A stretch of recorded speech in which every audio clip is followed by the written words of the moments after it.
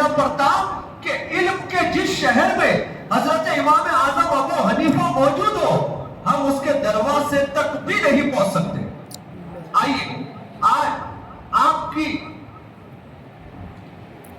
اقوال کے بارے میں سنتے ہیں۔ 5 عظیم ہستیاں ہیں، 5 عظیم ہستیوں کے حضرت امام اعظم کے بارے میں اقوال سنتے ہیں کہ 5 ایسی ہستیاں گزری جنہوں نے ہمارے امام کے بارے میں کیا فرمایا ہے۔ سنیں کیا کہا۔ حضرت عبداللہ بن مبارک رحمت اللہ تعالیٰ علیہ جیسے عظیم محدث جو فن حدیث کے امیر المومنین بھی ہے، اور حضرت امام بخاری رحمت اللہ تعالیٰ علیہ کے استاد بھی فرماتے ہیں، میں نے کوئی شخص حضرت امام اعظم سے زیادہ عقل مند نہیں دیکھا۔ دوسرا، ایک مرتبہ مشہور عباسی خلیفہ ہارون راشد کے پاس حضرت امام اعظم رحمت اللہ تعالیٰ علیہ کا ذکر ہوا، تو انہوں نے حضرت امام اعظم رحمت اللہ تعالیٰ علیہ کے لیے دعائے رحمت کی اور کہا وہ اپنی عقل کی آنکھوں سے وہ کچھ دیکھتے تھے جو دوسرے لوگ اپنی سر کی آنکھوں سے بھی نہیں دیکھ سکتے۔ یہ مرتبہ آپ کا کہ آپ اپنی عقل کی آنکھوں سے وہ کچھ دیکھتے تھے جو لوگ اپنے سر کی آنکھوں سے بھی نہیں دیکھ سکتے۔ ایسا اللہ پاک نے آپ کو عقل اور علم عطا فرمایا۔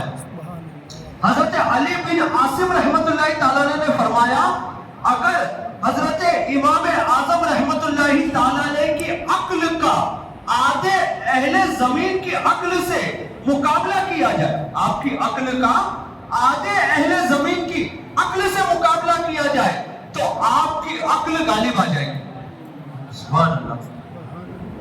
امام شافعی رحمت اللہ تعالیٰ علیہ نے تو یہاں تک ارشاد فرمایا، حضرت امام اعظم رحمت اللہ تعالیٰ علیہ سے زیادہ عقل مند تو کسی ماں نے پیدا ہی نہیں کیا۔ سبحان اللہ۔ حضرت امام جلال الدین سیوطی رحمت اللہ ہے، یہ جو حدیث پاک ہے اگر ستارے کے پاس بھی ہوگا تو فارس کا ایک فرد اس کو ضرور حاصل کر لے گا۔ فرماتے ہیں اس حدیث سے پاک کے مصداق یقیناً امام اعظم رحمت اللہ تعالیٰ علیہ ہے، آپ ہی ہے اس حدیث کے مصداق۔ پیارے اسلامی بھائیوں، آپ نے سنا کہ وقت کے بڑے بڑے علماء، امام، مفتی اور بادشاہ ہمارے امام اعظم ابو حنیفہ رحمت اللہ تعالیٰ علیہ کی علم و شان و شوکت اور آپ کی زبردست ذہنی صلاحیتوں کو بیان کر رہے ہیں۔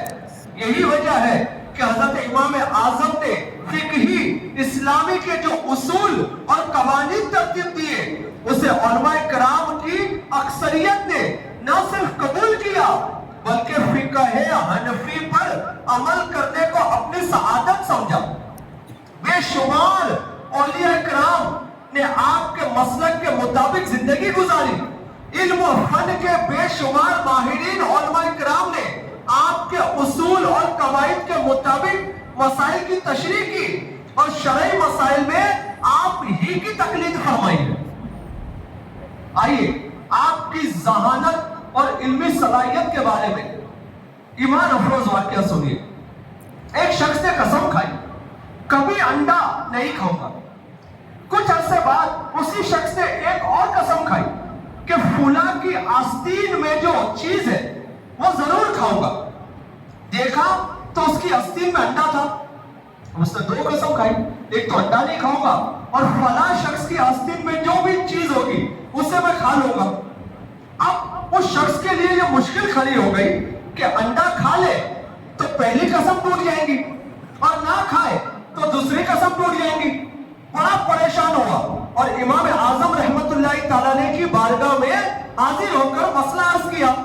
امام اعظم ابو حنیفہ نے فرمایا پریشان ہونے کی ضرورت نہیں، اس انڈے کو مرغی کے نیچے چھوڑ دیا جائے، اس انڈے کو مرغی کے نیچے چھوڑ دیا جائے، جب چوزا نکلے تو اسے بھون کر یا پکا کر کھا لو، تمہاری کوئی بھی قسم نہیں ٹوٹے گی۔